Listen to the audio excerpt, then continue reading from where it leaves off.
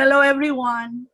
Welcome to the webinar on defund the military, defend the people and the planet. This is actually the last day of the Global Days of Action on Military Spending this year, 2021. And we are fortunate to be holding this webinar with many friends from all over.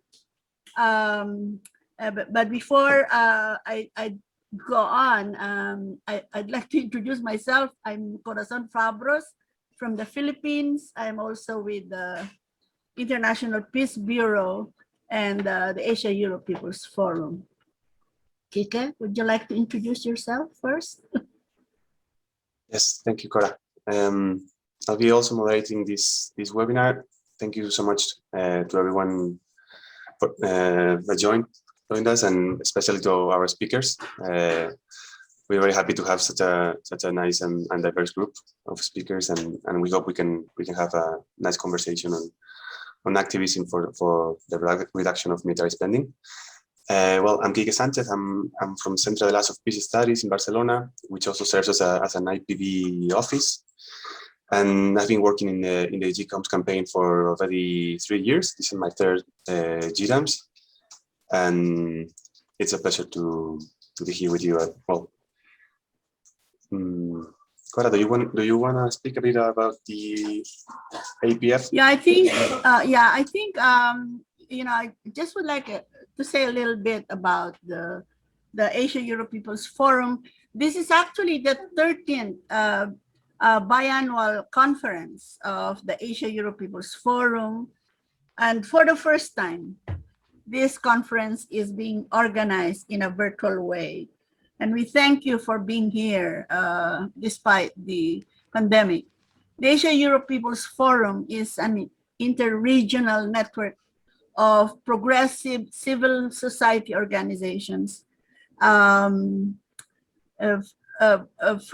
across Asia and Europe, and even in other continents. Our friends there are also involved. And it is committed to fostering people's solidarity for a socially and economically just, inclusive, peaceful, sustainable, and ecologically sensitive development within and across the two regions. We hope that and are hopefully and are sure that the AEPF 13 will be an exciting event with a series of interlinked dialogues and workshops and actions and policy debates and plenary sessions. The outcome of this conference will be presented to the 13th Asia-Europe People's Meeting, ASEM 13, where heads of state from Asia and Europe will have discussions on future priorities and plans. During these 8 days, we will have a range of sessions on major themes which represent AEPF's hopes for citizens of Asia and Europe. This includes, of course, the peace and security cluster that organizes this particular workshop. We are going to hear about from climate justice and just transitions, food sovereignty and resources justice, trade justice and corporate accountability, social justice and social protection, and participatory democracy, human rights, and migrants' rights. So all sessions on AEPF 13 is being recorded and made available on the AEPF website. You know, the link will be pasted in a while. And along this line, we, of course, would like to ask for respectful engagement with the principles and of solidarity with one another, and request that we behave accordingly in the chat box. You're free to share information there. And we also ask that questions for the speakers are directed via the Q&A box rather than the chat box, so that it would be easier for your moderators to, take the questions that will be answered by our panelists. And thank you for, hopefully that we will have a critical discussion this afternoon. My colleague, Kike Sanchez, will of course introduce the campaign, which is the meat of this particular webinar, so that before we continue on and proceed with our webinar this afternoon. Kike? Thanks, Cora. I don't want to take much time from our speakers, because I'm really looking forward to our discussion. But just briefly, and to give context to this webinar, I'd like to share my screen and present you with a few slides about what GCOMS has been. This GCOMS, I think, has been the longest ever, because it's been almost 40 days of action. For those of you that don't know, the Global Days of Action started 10 years ago in 2011. First, it was only one day to take action to protest military spending levels, but then it got a bit bigger to accommodate more relevant dates. The most important dates that are within the GCOMS are the tax day in the United States, which is normally at the second half of April, and which is relevant because it's when the most powerful military in the world is collecting taxes. I mean, the government is collecting taxes that we know that in more than a half go to the military. Then we have the day that when CIPRI releases new data on military spending, which this year happened on April 26th. And in the last years, we've been also including the Europe's Day of Peace and Unity, which is May 9th, because we've also been seeing that the European Union has well, if it ever was a peace project, now it definitely is leaving that track, and is going through. I mean, it seems that it goes through a militarization process. And then this year we had the situation when that the tax day in the United States was postponed to May 17th. So we decided to stretch GCOMS a bit longer and also include May 17th, which worked really well for us. And so we could also enter within in the APF forum. So this is why we're here today, and just to let you know a few highlights from this year. This is the infographic that we prepared with our slogan, "Defend the military, defend people on the planet." We try to make evident how current military spending levels don't bring any security to people, don't make us any safer, and we wanna make evident the opportunity cost that it entails. So we made some comparisons and we used some percentages of the global military spending in 2020, which was 1.98 trillion, almost $2 trillion US dollars. And we were trying to bring attention to the fact that in 2020, the first year of the pandemic, most governments across the world still decided to spend in the military, spend in arms and armies, when it was pretty obvious for I think everyone that we had other threats to our security, to our safety, as it was the pandemic, but also climate change. So just to give some examples, only 0.03% of the global military spending in 2020 would have been enough to pay for the Solidarity Response Fund that the World Health Organization was requiring. 7% of what we spent last year, it could pay for the COVID-19 universal vaccination. One day, 26 hours without spending in the military could save the 38 million people that are at risk from starvation at this moment. It's just a series of painful comparisons, because we see that the priorities of our governments are terribly misguided. And on the left, you can see the distribution, which is also heartbreaking in the sense that you see that 10 countries spend 2/3 of the total, and the NATO alliance, it accounts for more than 56% of the world's total. So in order to spread this message, we had the global days of action, and we're happy to account for over 150 actions.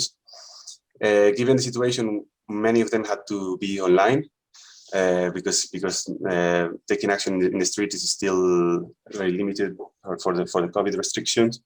But we're happy that we have improved on our online tools for activism, and we have also accounted for many brilliant street actions. So we have a nice combination this year in 27 different countries of all 5 continents.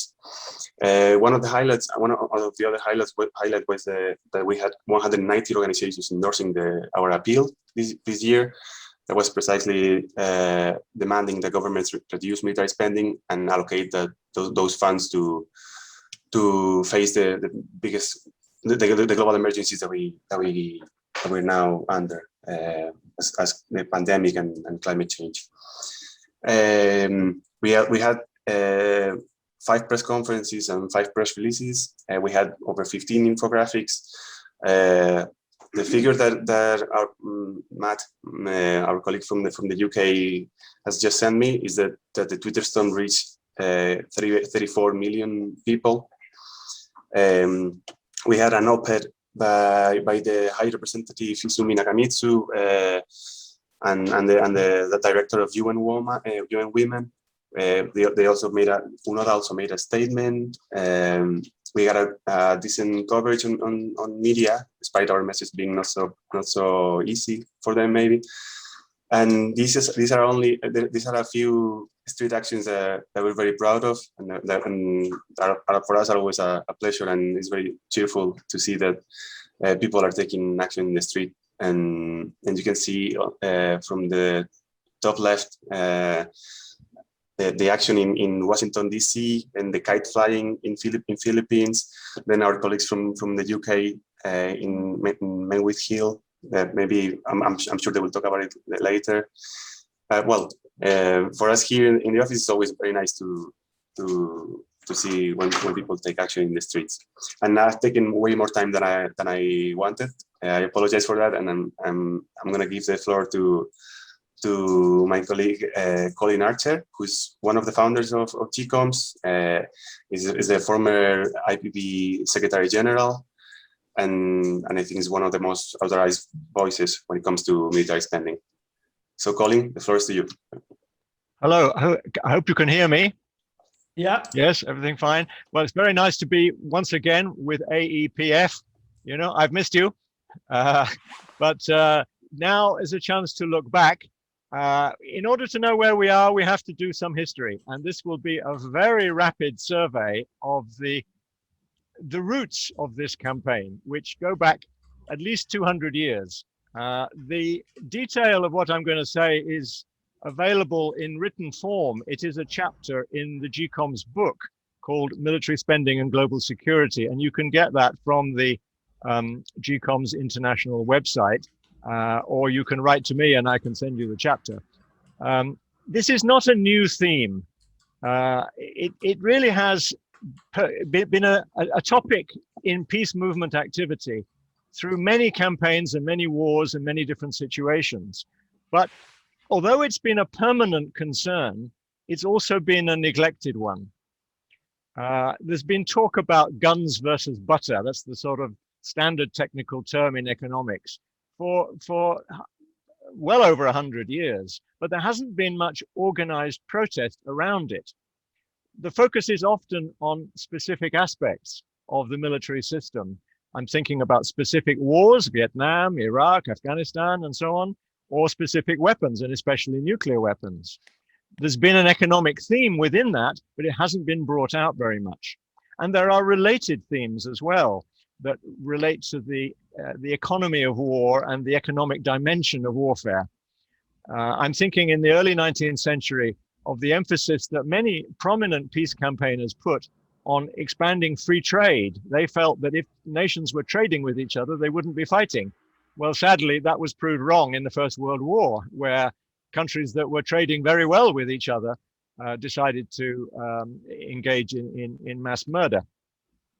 There was also, of course, a wider critique of the capitalist system as a whole as being the system which generates war, and especially through its imperialist aspect.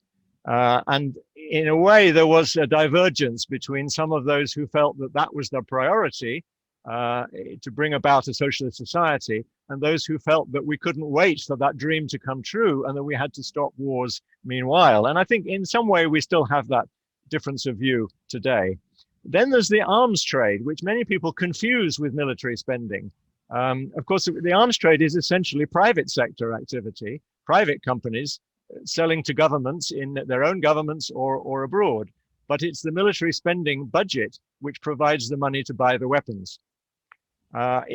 After the First World War, there was a tremendous wave of activity around this under the heading shame on the war profiteers, because people realized that people in the private sector had made huge profits, from this massive slaughter that had taken place in the First World War. And there was a terrific reaction against, as well as a more general reaction against the military. However, we know that that phase resulted in a Second World War, and a whole new pattern of peace movement activity emerged during the Cold War. One interesting thing that begins to develop once the Nuclear Test Ban Treaty is signed in 1963 is a much broader critique of what came to be called the military-industrial complex. And of course, we have Eisenhower to thank for that term, but also for introducing this warning about the power of the economic interests behind the military. And the Vietnam War became the focus for the critique of the way that the military-industrial complex was operating.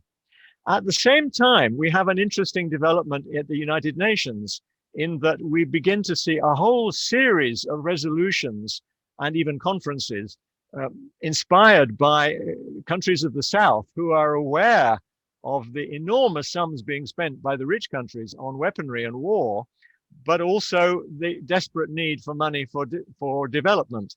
So the idea of disarmament and development becomes embedded in the United Nations system, and the rhetoric and the language of the international diplomacy.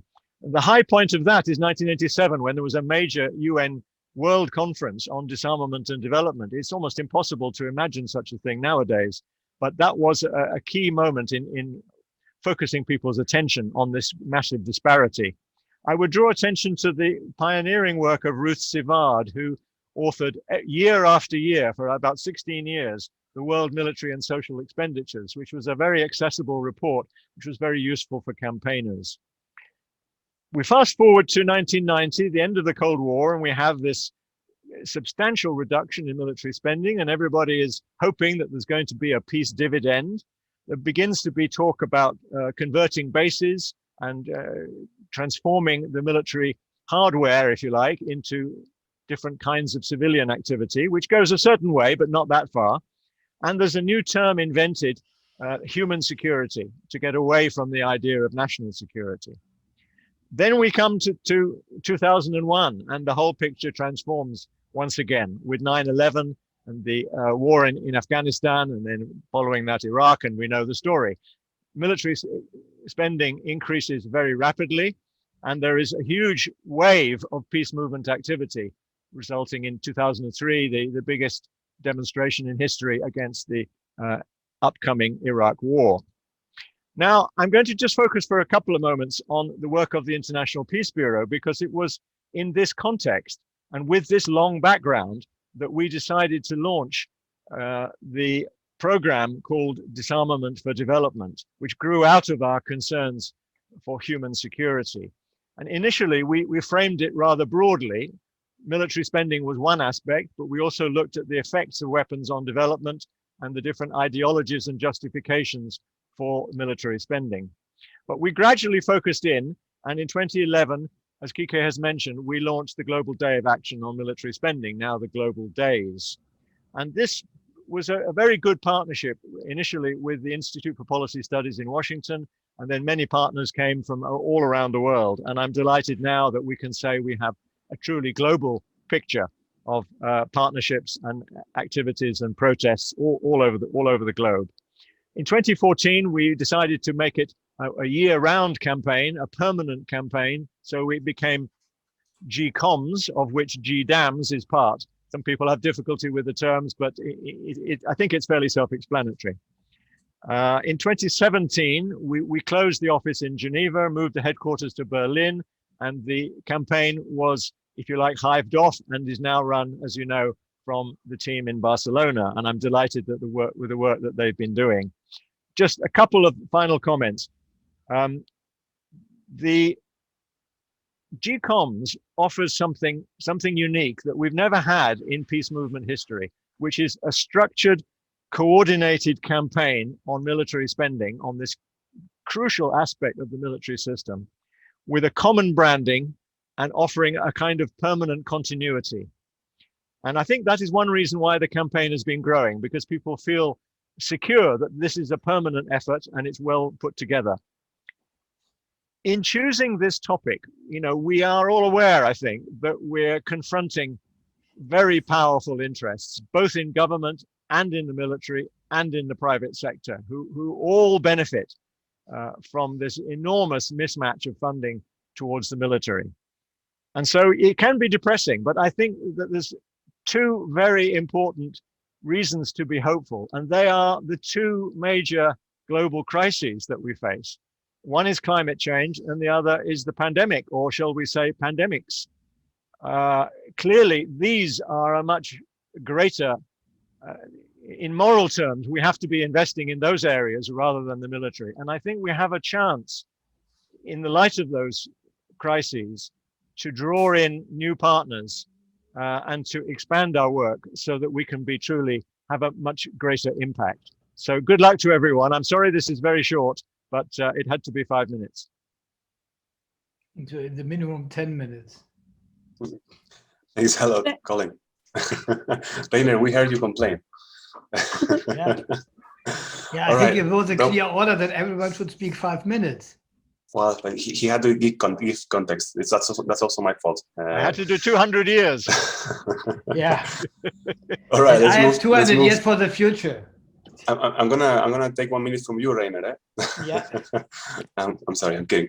Well, let's move to our next speaker, Francesco Vignaca from Italy, from Rete Pace e Disarmo, who has been a very solid partner for many years and has done an amazing job on military spending. Please, Francesco, first to you. Thank you, Kike. Thank you all. I'm sorry I will have to leave after my intervention because of family reasons, but I wanted to underline what we are doing here in Italy, which is maybe not interesting for you because our news about our country, not yours, but can draw some, can give you some hints to what to do for the future. And also I will try to underline what's our next purpose, because if I'm able to share my screen, I can say that we tried to, help the spreading of information of the GCOMS campaign all over Italy, but we tried also to build that in our national context. For instance, this year, this is the page we devoted to the GDAMS, and this year we asked, just before the budget of the Italian government, with another fellow group, which is Bilanciamoci, to ask for them at least 1 year of moratorium of new weapons. For Italy, it's more than 6 billion euros a year. And we tried to underline the choosing between, money for military and money for the students, the school, the healthcare. And after that, since they decided not to do that, we had a follow-up campaign which is entitled in Italian, They Choose the Weapons. So it's always important, like Colin just said, that we have a year-round campaign that not only works for the GDAMS, for the days of global action, but it's structurally engaging what we are doing every day. And we want to start from the figures. We have got this Observatorio Milex, which is a National Observatory on Military Expenditure, in which we can put out the real and concrete figures about the military expenditure in Italy.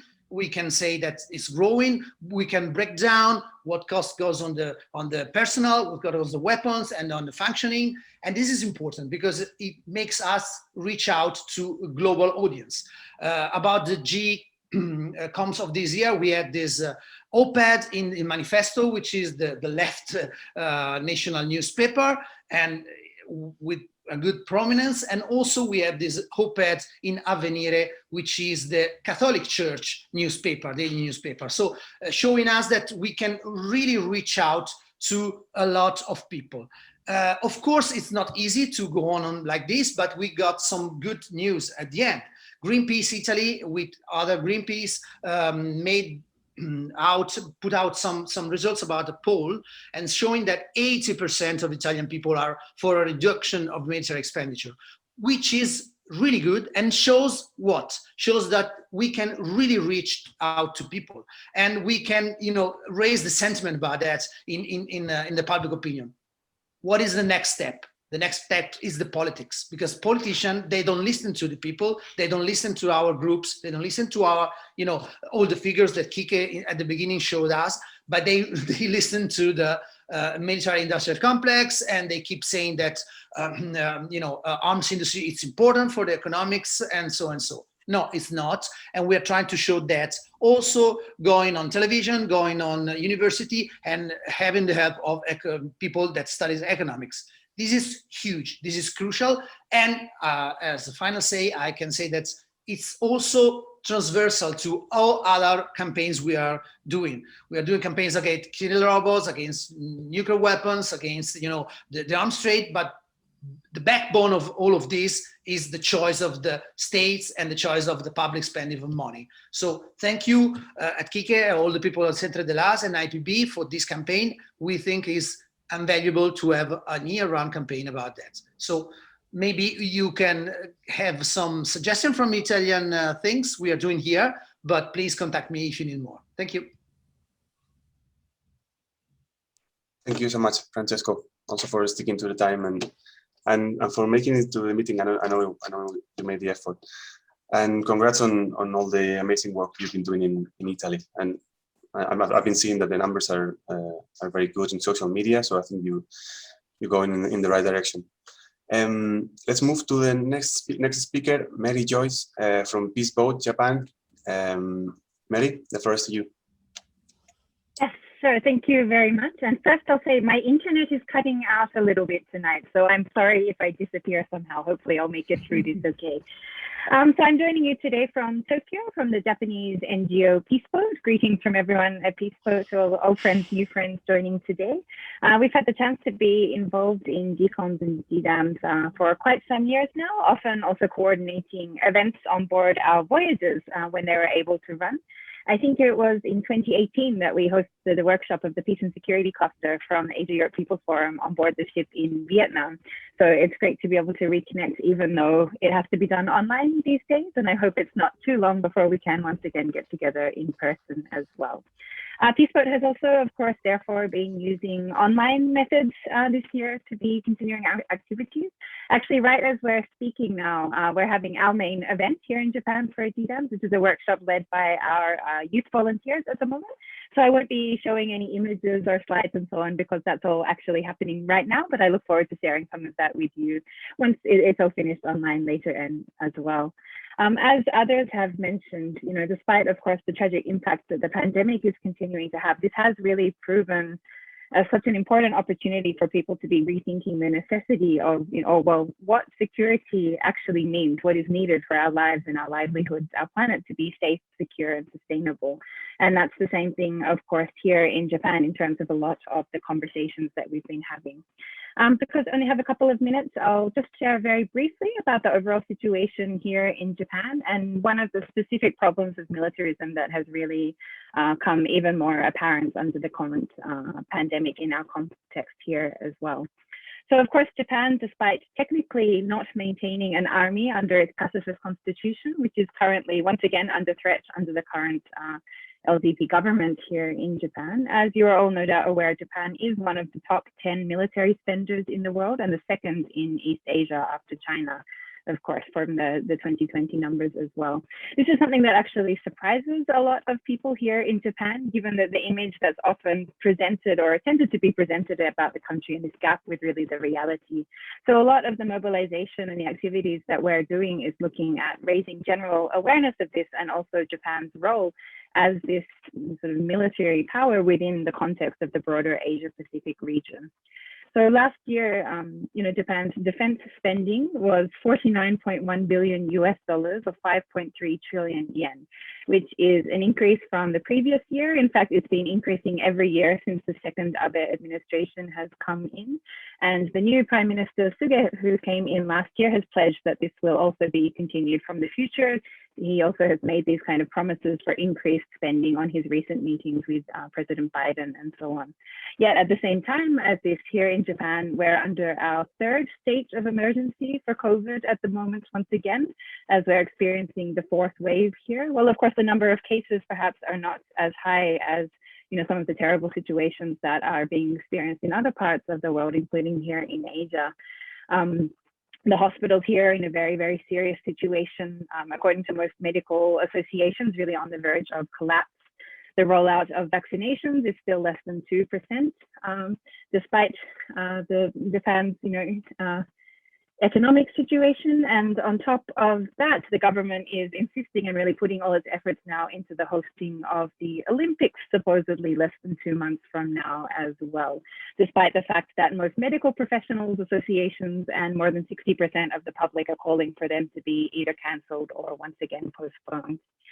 So one of the things, according to our calculations, which we've been using in the media work this year, is if 1/5 of Japan's defense budget, which is the amount of new military contracts that were signed in 2020, were instead used to counter the COVID-19 situation, this would provide 15,000 ICU beds, 20,000 respirators, salaries of 70,000 nurses and 10,000 doctors.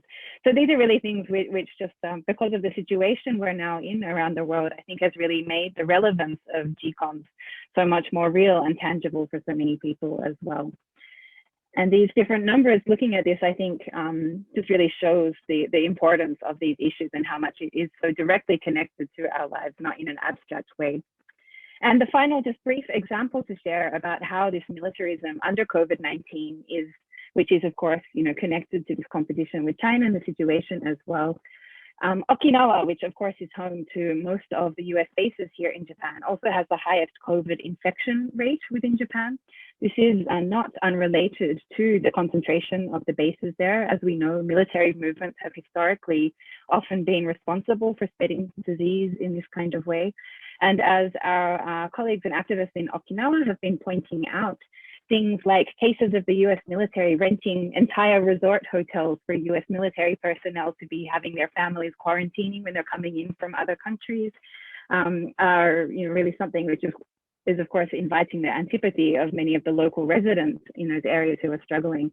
It was also exposed that the US military was planning for a nuclear submarine carrying many COVID-19 patients to dock in port in Okinawa. And so this is really showing how the pandemic has in a way exposed even further how the lives of these host communities around the US military bases and foreign military bases are threatened for the sake of the military safety. And of course, this whole situation is exacerbated by the military spending. So I'll end there, but just say as Peace Boat, where as we're finishing off our GCOMS events for this year, we continue, as said, within this year-round campaign, looking forward to working together with you all. Thank you to everybody who's been involved in organizing it. This is really such an important opportunity to be continuing to raise awareness and encourage action as well on these issues towards genuine security for all. Thank you. Thank you, Mary. Thank you very much. It was very interesting to see this incoherence in between what Japan stands for and then such a high military expenditure. And let's hope next year we can have a GCOMS action on board of one of the Peace Boat. It'll be very nice, like it was in other years, in previous years. I'm gonna move to our next speaker, Bina Mepram. I don't know if she's ready because I think she was on the phone. Bina? I'm here. Okay, thanks a lot. Then the first to you. Yeah. First of all, thank you so much for organizing this meeting. It's very, very difficult time. In fact, this is the first meeting where I felt I am not able to speak properly because during this meeting itself, I got news of the death of Vivek Raj Wangkhem in Manipur. Last 2 days, there have been like 5 deaths. It's a mayhem in Manipur and in India right now because of this pandemic. And so I just wanted to just put that on record so that, you know, this kind of situation which is here back home. But also at the same time, I'm here because it's really important to strategize what is happening in our lives, in our nations, in our communities. It is wrong what is happening. India spends 3rd largest military spending in the world, yet it's begging for oxygen, it's begging for vaccines, it's no ICU beds, people are dying. As George Floyd said, we cannot breathe. So this is the current situation which affected Indian metropolitan cities, and now it's ravaging places like Manipur, which is mountain border areas, which are bordering Myanmar right now. So the situation is very grim. 12 to 14 people are dying right now in my home state, Manipur, because of this COVID. So as a result, the reflection on why United States and India, which spends some of the top military spending in the world, are not able to provide. And we have been saying this time and again. Now, the point is, how do we convert this into action so that we are not just talking about it, but doing something? And I'm so glad, you know, our team here, IPB, GDAMS, GCOM team have been really at the forefront of letting the world know that we have to take charge. And thank you, Colin. It's good to see you after a long time. So it's really important that we keep this alive. So just a couple of things. What can I say? So I think currently a few things that I wanted to share was, as I mentioned, currently the world has more than, I don't know, millions, 136 million corona cases. India has 24 million right now, with over close to 300,000 dying because of this. Yet we are world number 3 in global military spending. We are 112 in the global gender index, and we are 94 in the hunger index. So this again is data which is out there, which GCOM, GDAMS teams have also really taken out through your good research.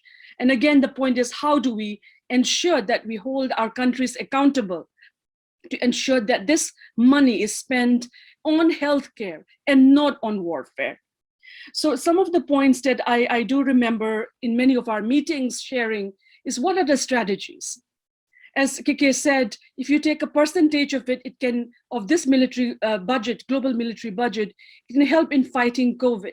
It can help in ensuring that we are not being deprived of basic things that citizens need, poor, one like the right now is suffering, the marginalized, the indigenous. So many of these things are at hand in our mind. What can we do about it? Even 10% of the global military spending could actually help attain not just COVID, but fighting poverty in the world. If you only take 10% of the global military spending, you could turn the way around, because looking at climate change, COVID is a result of how we have damaged our environment, how we have done injustice to our planet Earth. So there are many of these things which are needs to be strategized, and that's where I would take the work of GDAMS, GCOM, as well as the work that is going to happen at the International Peace Congress, which is going to happen in Barcelona in October, to be able to act, to ensure that we hold our parliamentarians, our politicians, the policymakers at our local, national, and global level accountable, to know that it's not COVID which is killing us, but their lack of action, their lack of sensitivity is creating this pandemic, genocidal pandemic, which is happening right now. I think with these few words, I will end, because in as much as there is this sadness, I would remember the power of Václav Havel. How do we give power to the powerless? How do we ensure that we have the agency to turn this around and not just make victims, but some of us who are lucky to be alive during this pandemic? How do we act together? And in one of our IPB meetings, CIPRI director had said, extraordinary situation needs to turn ordinary people into extraordinary actions to be able to bring this change. This is what I would like to work with all of us around the world, to be able to strategize how we can do this to turn it around, because enough is enough. Every single death matters. It's the love of someone's mother, someone's child, someone's parent, someone's community member, which hurts us.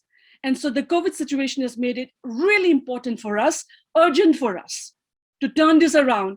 And this is how I would like all of us to, in the next few days, months, to really come about with a strategy and hold our countries and our governments and our policy makers responsible for the appendicide that they have done to us, which must stop.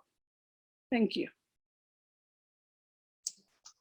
Thank you so much, Pina, for your powerful words, and yeah, we understand the anger, because yeah, we're seeing the effects of poor poor choices from our representatives. Let's talk about it some more on the discussion, but now I want to move to our next speaker, to Reiner Brown, who's gonna give us context on Germany. But I also want to ask him, with a couple extra minutes, to talk about NATO, and particularly about the No to War, No to NATO network, which I believe is also important for this meeting, because we're seeing that NATO is one of the main drivers of military spending, and he has asked its member states to go for the 2%, and it's one of the justifications that we're fighting against. So Reiner, the floor is to you. You're on mute, Reiner. Thanks. Thank you, Kike. Thanks to the Asian European People's Forum for putting these so important questions of military spending on their agenda and organizing these webinar. IPB is proud to be a partner of it. And I can also say that we are proud of this GCOMS campaign with the history Colin was telling us. And, you know, for me, and I would like to follow Bina, we are not speaking about cold data. We are speaking about people's life. And in the same time, we have this webinar about 10,000 children who are dying by hunger. So I think it is a very emotional and absolutely needed discussion, which the General Secretary of the United Nations summarized in this wonderful sentence: the world is overarmed and peace is underfinanced. I think this shows the reality of the world. And I would like to add only 3 datas, and one is definitely related to NATO. NATO is spending 56% of the world military budget. It is the biggest military spender with 1.1 trillion. But this is again only half of the truth. When you are looking to some countries, I will take 2. Romania, they have an enlargement of the military spending by plus 26%. Hungary by 20%. Both countries are deeply suffering not only from the corona crisis, but they're also suffering from social underfinanced budget, from minimal budget for education and for science. And the top of these military budgets is that NATO want to spend 2%. And this means quite the doubling against now. So we have the real situation that NATO is not only the largest military spender now, but in the future they will still enlarge it. And again, this is only part of the truth. We have to add the new military alliances on the world. And I think I only want to mention one, which has a short name Quad: Australia, Japan, India, and the United States.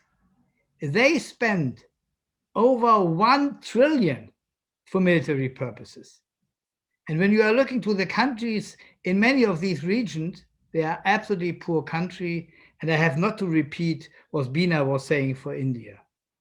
And the second truth is that when you count all military budget, NATO, European Union, is nearby to be the second largest spender of military purposes.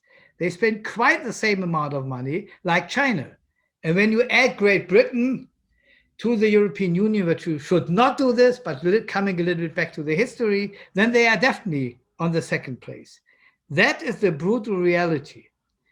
And I think we also have to underline that military spending is not only the misuse of money which we need for social purposes and healthcare, but it is also the preparation of war.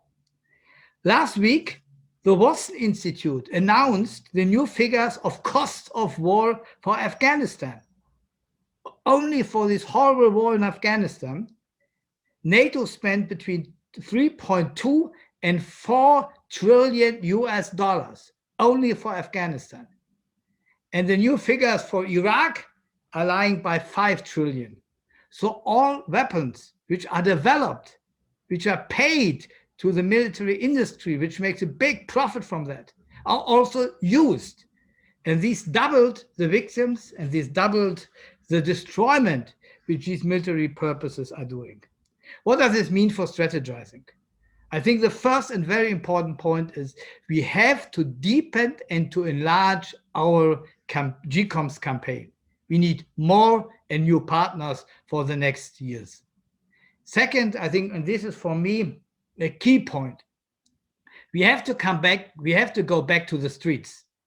Definitely under the conditions of Corona, above all, the IPB office in Barcelona was doing a great job to continue organizing all these events. But next year, we definitely have to go back to the street.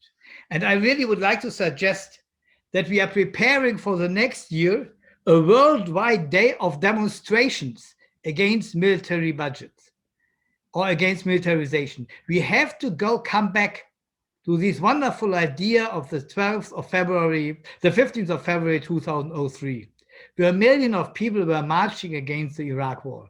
I know that this will not happen immediately with the fight against military spending, but we should start with common parallel demonstrations in so many countries in the world. And to discuss this and to discuss further steps for the fight against the military spending, I would like to invite you in the name of IPB to the IPB World Congress in Barcelona. This World Peace Congress hopefully will get new signs, new hope, new suggestions for actions against military spending and for a more peaceful world. Thank you. Thank you so much, Reiner. Let's move to our next speaker, Laetitia Sedou from the European Network Against Arms Trade, who's been doing great work related to the European Defence Fund that was just approved, and I was hoping that she could shed some light on the current situation in the European Union and these militarizing trends that we're seeing. Floor to you, Laetitia.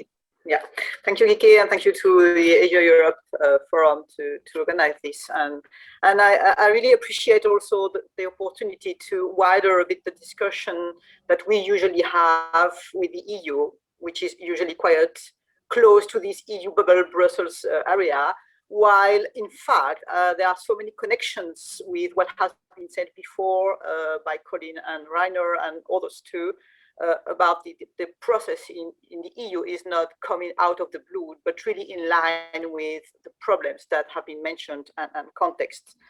So this EU project of ENAT about the militarization of the EU, which I think we can call it that way, is running since 2016, because there was really a kind of shift, especially I would maybe just explain briefly for the audience, which is not really aware of how the EU is and works. Normally, the EU as a body has been built for a as a peace-led project, and the EU as a body, as a intergovernmental organization, cannot act on the military. Any military action is led by the member states of the European Union, but the European Union per se and its budget, its common budget, could not be used for military purposes until very recently. It was a kind of taboo red line. So that's why I insist on this, because this red line and this taboo has been broken, and it has been broken in particular under a heavy lobby, of course, of the arms industry, of this military-industrial complex that Colin was mentioning. And they don't hide at all about this anymore. I mean, what was usually a kind of negative term, military-industrial complex, is today a positive one. The EU wants to build a European military-industrial complex, definitely. So that's one of the purposes of this EU Defense Fund. And I will briefly show something, just a brief image, if you can see it. So I will not enter into the history of this, but the process has been very fast, as you can see on that.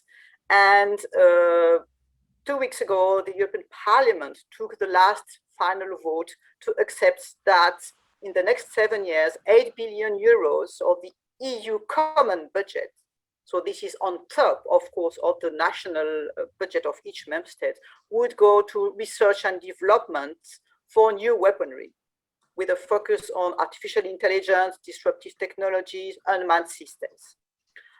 So that's really a strong red line that has been crossed. And in parallel, you also have other elements where the EU budget is used for the military industry use. I'm not going into the details of that, because what I want to insist on is that behind the official arguments of this budget, which are, of course, the claim that this would be economy of scales, that member states are overspending because of duplications. The other argument is about creating jobs and growth in Europe.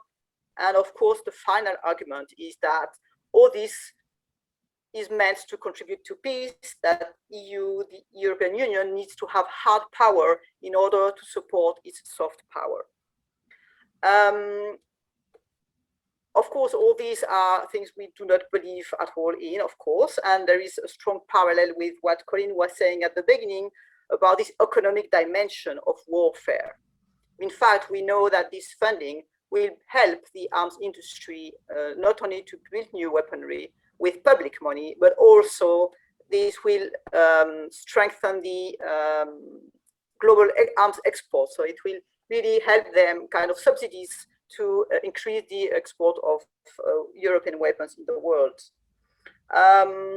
It will increase the military spending because all this is on top, and the EU is itself still calling member states to continue reaching the NATO objectives that Reiner mentioned, about 2% of military spending. So in the end, what we can see, and this is what is visible from the official discourse of the EU, is that the objective, in fact, is to preserve the European way of life. And this is really the terminology that has been used by some EU leaders, and to defend the EU interests. So I would join what was said by Reiner, is that behind those kind of supposedly industrial programs to support an industrial sector, we have a form of preparation for war. We have a form of preserving a certain model, a certain economic model, a certain hegemonic economic model, which is threatened, and that the EU wants to contribute to protect. So in that sense, it's a very worrying, of course, process that we cannot count anymore on the EU as a kind of, at least for a while, alternative, different system proposal. So we try to alert on this. We have a number of fact sheets and short papers in our website for those who want to know more. It is important that this is better known even at European level, because citizens are really not aware of this process, of this funding, or are kind of, presented a very soft version about, we just do that to protect to protect you. It's a Europe that would protect you. So we also joined the calls for more work on awareness raising, informing people, trying to dismantle this securitization narrative, this fear narrative about threats, external threats we need to protect against. We justify all this process. It's a long path, of course, but we definitely need to do it because no one else will do it for us. And yeah, I think I will leave it there. Thank you so much, Leticia, for bringing light to an issue that is not so often spoken about. And yes, there's a long path ahead for us, but yes, we need to put shame in the European Union for going in this direction. Let's move to our next speaker, Matt Fawcett from the GCOMS UK Coalition. I'm looking forward for your presentation because you've done amazing work there in the UK, and yes, the first to you. Hi there. Thanks very much, Kike. Yeah. So GCOMS UK is a network of 39 now different supporting organisations fighting what is quite a difficult political situation currently in the UK. So I'll just share, if I may, some slides to try and keep me to time. Can everybody see that? Great. Okay. So yes. So basically, the UK we had a greater than average fall in the economic output as a result of COVID last year, but we also spent more than the average increase in terms of military expenditure. But for GCOMS campaigners in the UK, the main issue this year really has been funding announced for this financial year rather than last. So as people may know, the UK published its integrated review in March, which included things like a UK Space Command, for example, so very focused on sort of high-tech military power projection. So we are going to see an over 10% increase in military expenditure this year, which is the biggest we've seen for 70 years. And probably the most significant announcement within that, which I'm sure many of you will have read about, is the abandonment of the sort of gradual process of nuclear disarmament, which the UK has been involved with for a number of decades. So it also comes as part of a swathe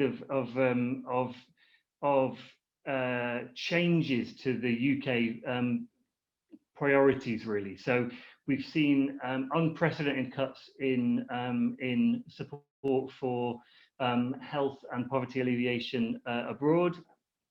So that's really been one of the focuses, really, of our work this year, to talk about opportunity costs of military expenditure. So we've also seen the announcement, the much lauded announcement of a green industrial revolution. But what we've been trying to do here with the excellent work of Stuart Parkinson is to highlight how really we're not meeting our spending, current spending commitments do not match the scale of the challenge that we're aiming to address there. So we were very involved with the Twitter storm. We thought it was a really empowering and useful process, covering a whole range of different themes there, with many of the UK partners producing materials, which was very exciting to see. As Kike mentioned earlier, looking at the kind of statistics for that, certainly in the UK, we find it very difficult to break out of the more niche left-wing publications to sort of more mainstream media. And I think social media represents a really excellent way of sort of bypassing that, really, and getting the GCOMS message across to a whole range of new people, which wouldn't be possible if we weren't all working together. So it's been very useful. We've still got huge amounts to learn. I think, speaking for myself personally, I've a huge amount to learn from everyone here, I'm sure. But I think it was also very useful for the individual participants. People talked about increases in their own individual followers, and which is all useful to emphasize the importance of us all working together. So we created with the help of Campaign Against the Arms Trade, we worked to try and lower the barriers really for people engaging their MPs, which is important at the moment as the main opposition's current focus is distancing itself from the previous leadership of Jeremy Corbyn. So we've seen the official UK opposition welcoming the current increases in arms spending. So we've done a number of webinars. I think the most important of those are those which have sought to create links with other social movements and struggles around the UK. So in the lead up to COP26, talking to climate change campaigners, and also doing webinars with campaigners working on pay for nurses, which is a particularly a sort of hot topic here in the UK at the moment. So we haven't just, as Kike said, been online only this year. There have been a few in-person events, not as many as we'd liked, and not as sunny as we would have liked, as you'll see by the photos. But yeah, again, it's a great opportunity to create images that are easily shareable on social media, and again, reach yet more people. So yeah, I think it's been a great pleasure to work with such a really diverse group of organisations as we have in the UK steering group for GCOMS currently. But we obviously have a tremendous amount more to do, really. So this is really it's been an opportunity to sort of do some groundwork and increase our reach. But I think we still have a tremendous amount to do, and I can't wait to be on the streets next year with Reiner. So yeah, many thanks all, and keep up the excellent work. Thank you, Matt. Such a great presentation, and I agree with every single point. Congrats for all the hard work. Let's move to our next speaker, Yonga Lee from People's Solidarity for a Participatory Democracy in South Korea. I actually forgot to include one of the pictures of them, but since I'm in this office, they always make some of the best street actions. So Yonga, first to you. I look forward to it. Hello, everyone. This is Yonga from South Korea. I'm a coordinator of PSPD. Thank you for giving me a chance to share the current situation of South Korea and our activities related to military spending. South Korea's national defense expenditure has been rapidly increasing recently, exceeding $45 billion in 2020. For this year, the national defense budget is around $47 billion, the largest amount ever. According to the 2021 to 2025 midterm defense plan, the government plans to inject a total of $270 billion for national defense expenditure in the next 5 years. According to this, in 2024, it will exceed $53 billion. According to the separate report, the South Korean military expenditures for last year ranked number 10 in the world. South Korea has been the 10th largest military spenders for 8 consecutive years since 2013. South Korea is the 9th largest exporter of weapons and the 7th largest importer of weapons in the world from 2016 to 2020. South Korea is also the world's third largest importer of American weapons, following the Saudi Arabia and Australia. South Korea's military expenditure is equivalent to 2.8% of GDP of 2020. The figure is quite high among the top countries in the military spending rankings. It is higher than the so-called neighboring countries, Japan and China. Meanwhile, South Korea's social welfare expenditure accounts for 12.2% of its 2019 GDP, the lowest among the OECD countries.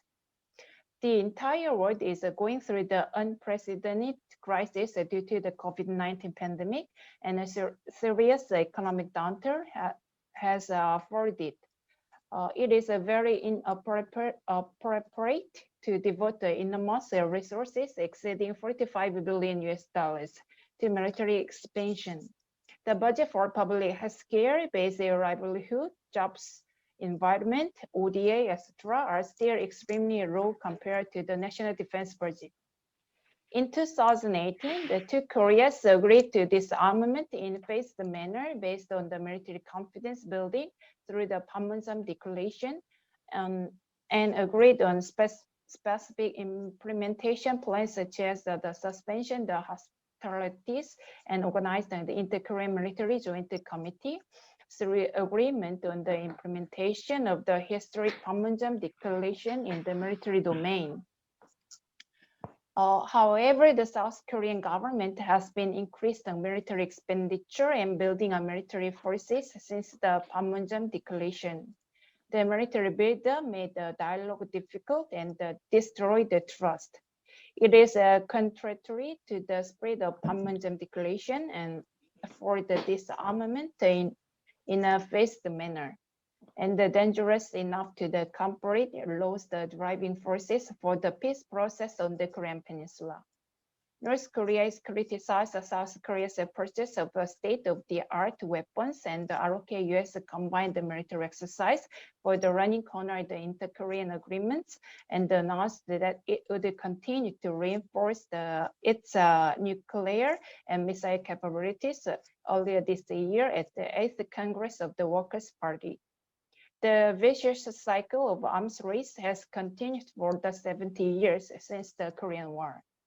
If the South Korean government really wants the progress in the Korean Peninsula peace process, it must stop the increasing the national defense expenditures and purchasing excessive weapons. South Korea's military power is already overwhelming spread to the North Korea. South Korea's national defense expenditures surpassed the North Korea total GDP long ago, excluding the military expenditure of the US forces standing in South Korea. No further increase in the military expenditure is necessary. South Korea's conventional force improvement expense will only stimulate North Korea's nuclear and missile development and deepen the security dilemma. South Korea urgently to make a disarmament for inter-Korean dialogue, reduction of mutual threats and trust building. PSPD has been monitoring government policies and protesting against the excessive military buildup. As a part of its campaign, it published the reports on the major problems of national defense budget every year during the government budget review, and delivers its view to the National Assembly and the government. In addition, PSPD is a South Korean campaign coordinator for GCOMS and has been running campaigns asking for the reduction of a military budget together with a number of peace and environmental organizations since 2011. It has conducted various activities to address the problems excessive military expenditure and raise public awareness. For example, press conference, performances, video production, online activities, and media contributions. The call for reducing military expenditures is an argument that can hardly get sympathy from many people in South Korea, a divided country where the war has not yet ended, and the disarmament movement has been harshly criticized. But if military expenditure is not reduced, the then meaning of human security and peace on the Korean Peninsula and in Northeast Asia cannot be achieved. This is why we must insist on talking about disarmament. Thank you very much. Thank you so much, Yonga, and thank you for all the hard work you do within GCOMS. I invite everyone to take a look at at the link I put on the chat and see these reactions that they did this year, which is always very creative and very, very nice. Okay, let's go to our next speaker, Stefan Nieuwinkel from Pax Christi Vlaanderen, from Flanders in Belgium. Stefan, I have the first to you. Thanks for joining. Dear friends, I feel honored to be in your company today. I'm the director of Pax Christi Vlaanderen for about 2 months now, so I'm quite new as a professional in the peace movement. It feels good to be surrounded with people who share ideas, goals and commitment for a world that doesn't submit to the logic of the military. Thanks to be here with me today. Thanks for giving me the digital floor on this meeting. We are nearing the end of this campaign to defend the military. It is always good to share successes and failures in order to learn from it. We considered it a success that a major Flemish newspaper published an opinion on military spending, written by a volunteer of our movement and myself. A few months earlier, when the Treaty on the Prohibition of Nuclear Weapons got into effect, we weren't able to publish. So we were happy. Of course, what is the impact of a published opinion, even in the newspaper of intellectual Flanders? But even small successes are worth celebrating. And then now the bad news. We had a paid Facebook advertising campaign for the GCOMS, but we decided to stop it after 2 days. The return on investment in likes and clicks to the GCOMS action page was too low, and the negative comments were too many. Sometimes they say there is no such thing as bad publicity, but in this case, this wisdom fails. To learn of this, we have to look in depth. What was happening? As you know, Belgium is a NATO member. Of course, we have our obligations towards our allies. The major obligation is to spend 2% of GNP to military budget. And we just don't do that. Belgium doesn't even spend 1% of GNP to the military. So for many people, we are just a very bad pupil in the NATO classroom. Instead of complaining we spend too much, we better start to do our homework. Also for members of parliament, this is the main issue, not doing what we agreed with our partners. And one more thing, I'm new as a professional in the peace movement. I've been always interested in questions of peace.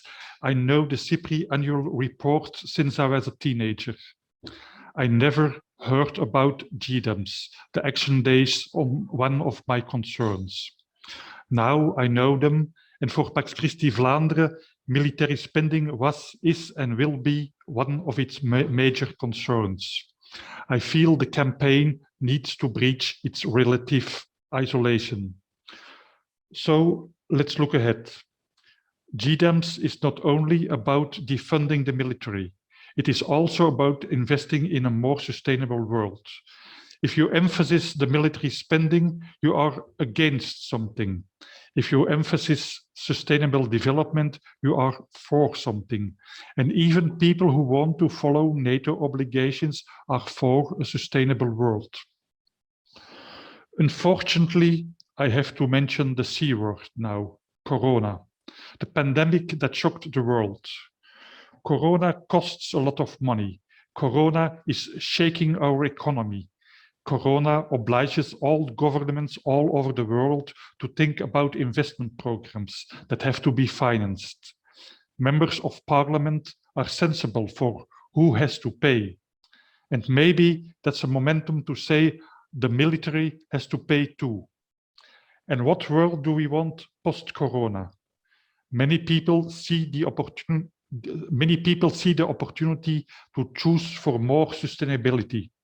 For us, these are all possibilities for new or strengthened coalitions, making the right decisions for the one world we live in, and then financing these decisions and let the military pay for their fair share. For the first time in history, the Belgian government decided to adopt a national security strategy. Pax Christi Vlaanderen is invited as a representative of civil society to advise the strategy. This Wednesday, we have a first brainstorm. I think we can make a strong point in linking sustainability and security. Only a sustainable world can be a secure world in the long term. And major sustainability disasters are threats to security, even as the military see it. I hope we can make a strong cause to defend the military by choosing for sustainability. I tell you next year if we succeeded. And thank you again for this opportunity to meet you all and to share some thoughts and a lot of hope with you. Thank you. Thank you, Stefan.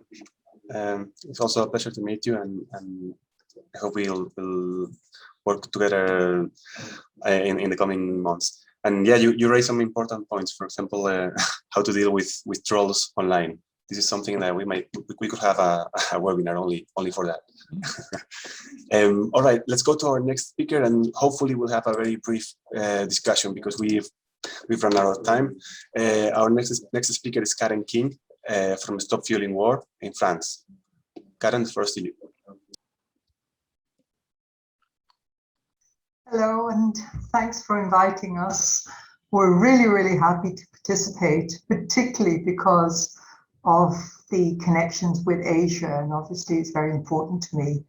So I'm going to try and share my screen now, and I trust it will be visible.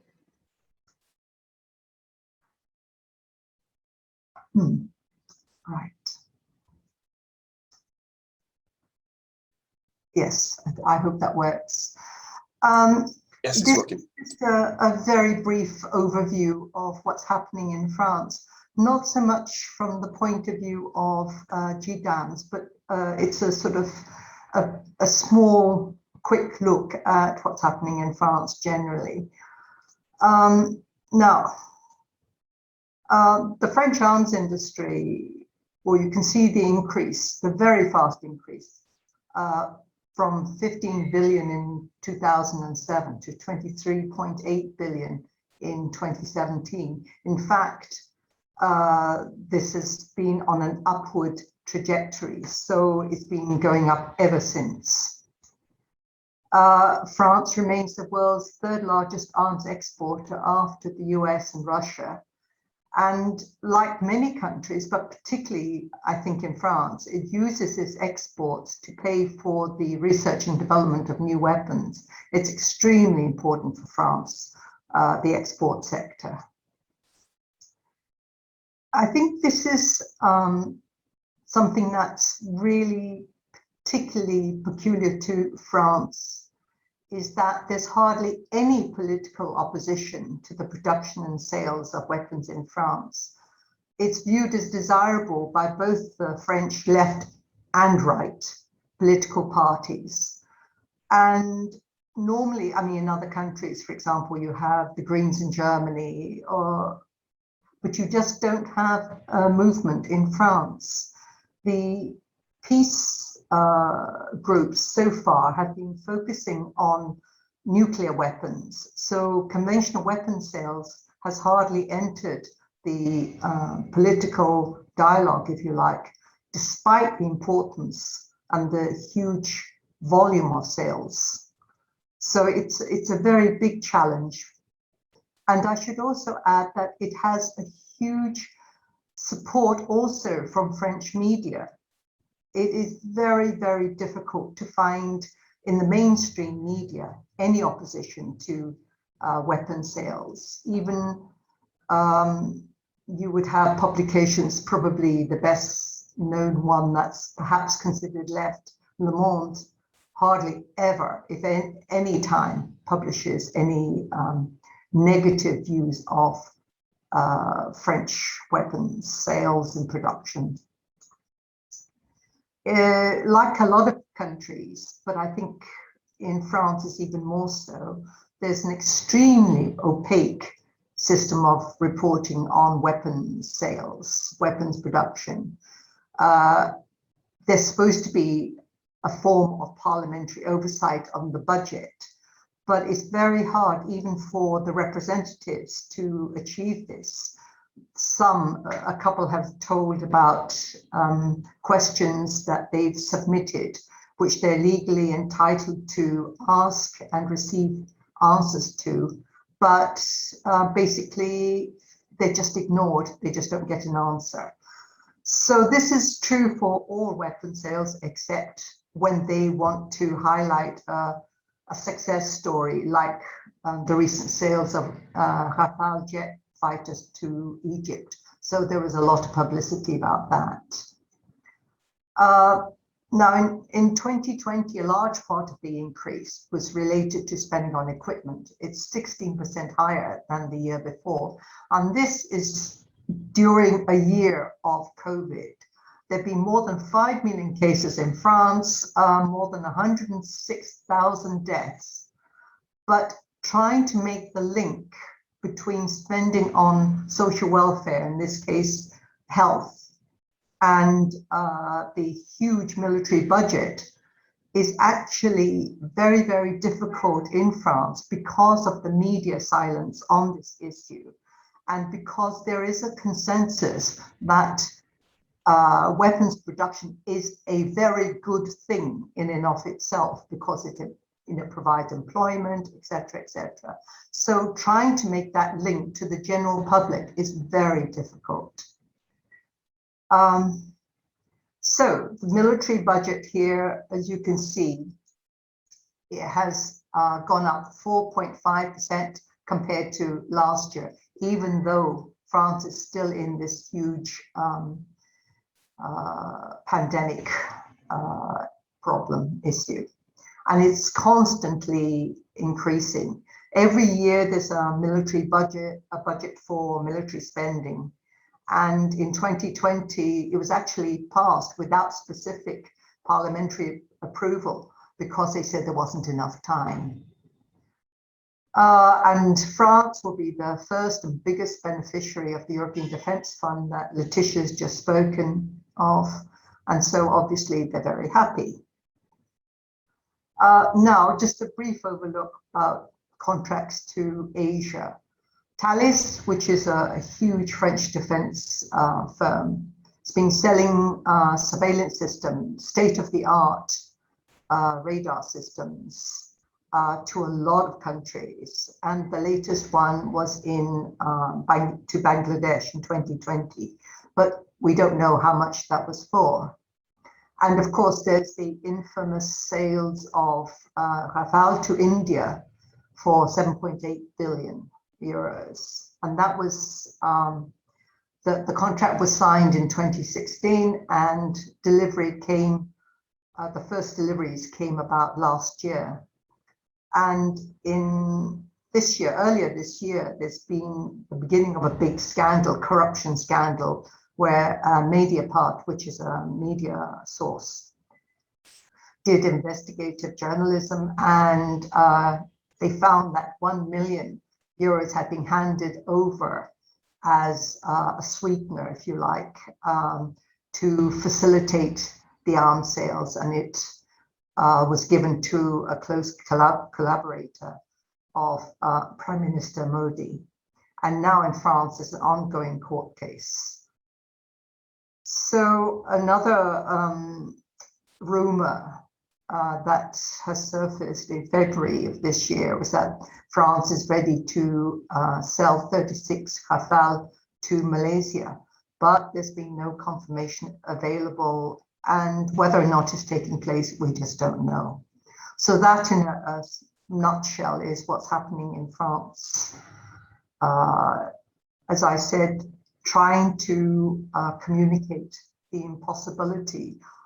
I mean, the making the link between health expenditure and expenditure on weapons is, I wouldn't say impossible, but it's very, very hard, particularly now. So thank you. Thank you so much, Karen, for the presentation.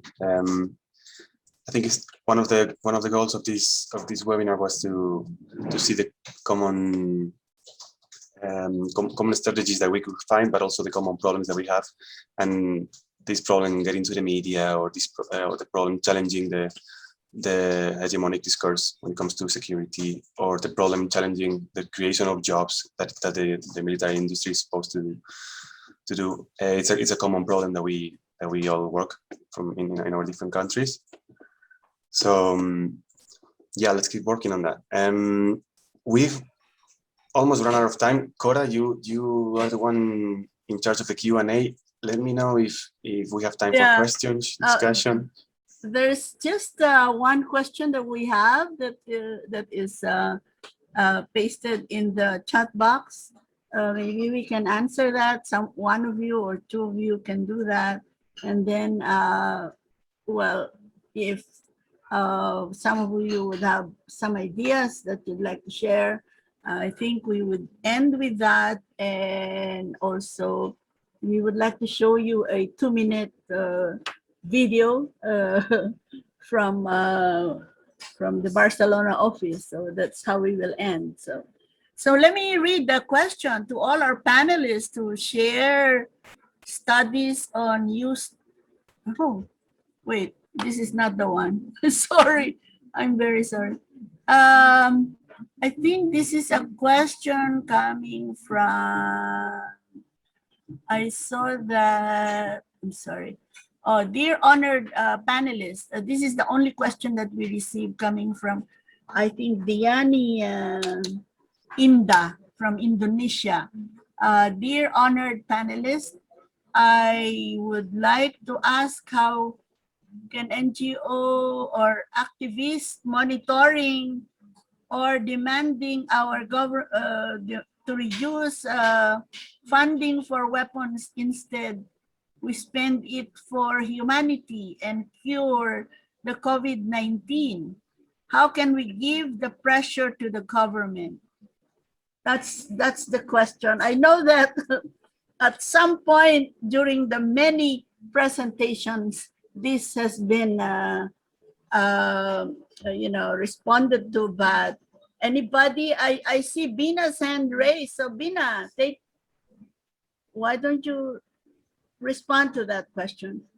Yes, thank you from our friend from Malaysia who has asked this. This is again, yeah, Indonesia.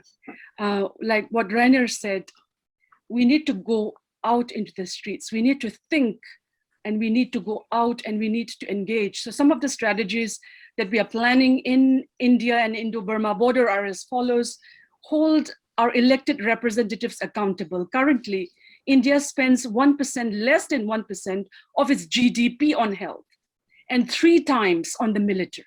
And that is not going to work. And few citizens collecting money for oxygen cylinders or giving 200 cylinders from other countries is not going to work. We cannot act on a begging bowl. So I think we really have to put pressure on our elected representatives so that in the parliament, in the members of the legislative assembly, they are doing what citizens' need rights are in terms of health, protection. And as Reiner said, it's not just about COVID. It's about so many injustice in terms of planning that has been done. So we have to be very clearly strategic. While ideating happens at GCOMS, ideating happens at the Barcelona Congress, in our nation states, but I think we really have to do from local approach to, I think that. And also I just want to recognize Karen King's statement. In fact, yes, absolutely. This is what we are really furious about in India, is how the government has been putting a lot of stress on militarization. And as a result, we see what is a disaster. And our governments actually abandoned us. It's communities who are mobilizing through Twitter. People are left on our own right now. The guns are not going to inject the right vaccine for us anymore. The governments, both at the state and the central level, have abandoned us in India. So that is why we have to really turn it around. And again, as I mentioned, in fact, tomorrow we are having a COVID emergency meeting of concerned citizens in Manipur and in the rest of the country to be able to respond to this, because our government has simply failed us right now. So this is what the change that needs to be done right now. Thank you. Thank you, Bina. Anybody else would like to respond to that? I know that we're running out of time now, and I'm supposed to sum up, but how do you sum up such a very rich presentations you made? And the chat box, if you've read it, I hope that Kike, we can save that and shared, because there are simply so many links to resources that we could use and we could also share with our friends. At this point, I would really like to thank our panelists this afternoon for spending time from your busy schedule. This has been a very meaningful get-together that we have towards the end of the Global Days of Action on Military Spending. So Colin, it's really good to see you again after a long while. I know your hair has gone so long. Many of my friends are not having their haircut until the end of the pandemic. Of course, Mary, Yunga, Leticia, Karen, thank you so much. Our friends who just joined us this year, maybe, and I hope that many more of us will be joining in the next years to come. Reiner, I know you're still there, and of course, Bina and Matt, and my colleague, Kike. So any final word from you, Kike? Don't forget the video. Okay. I also want to thank all the speakers. And it was a challenge to invite so many people, but we wanted to have many representation from different countries and different campaigns. And yeah, we're very proud to have put together this team. And I hope that it will serve to create new synergies and to strengthen our collaboration. And just to wrap it up, I want to say that the next time we see each other, it'll be nice if it would be in person, to be face to face. So we would like to invite you, everyone, to Barcelona's IP's World Congress, happening from the 15th to the 17th of October.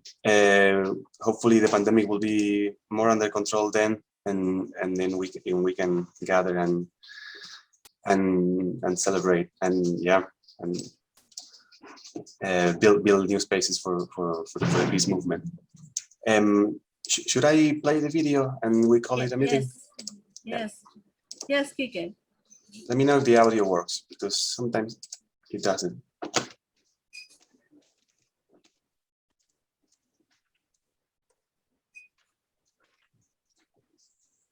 Is it working? Not the audio, right? No audio here. Wait.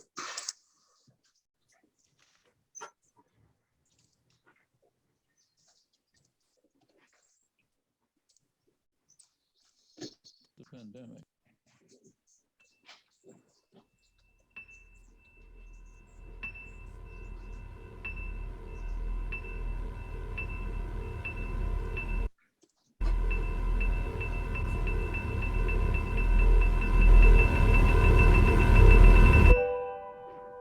Every problem we face, how does a feasible solution?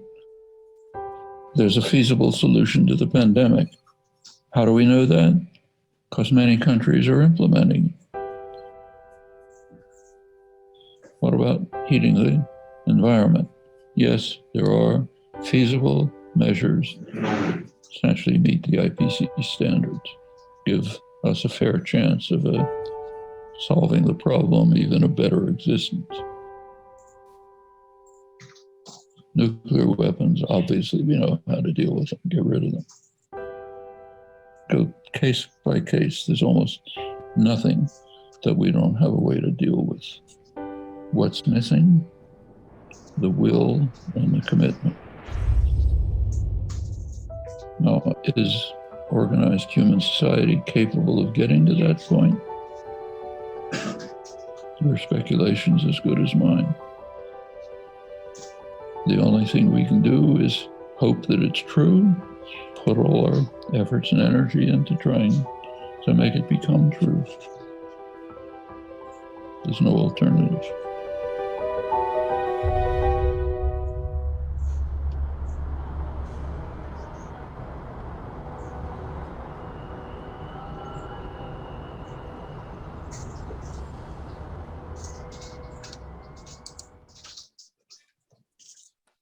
So there's an alternative. We need to reimagine our world.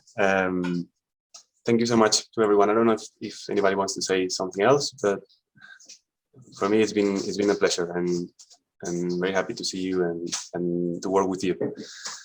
Let's keep the hard work and see you soon.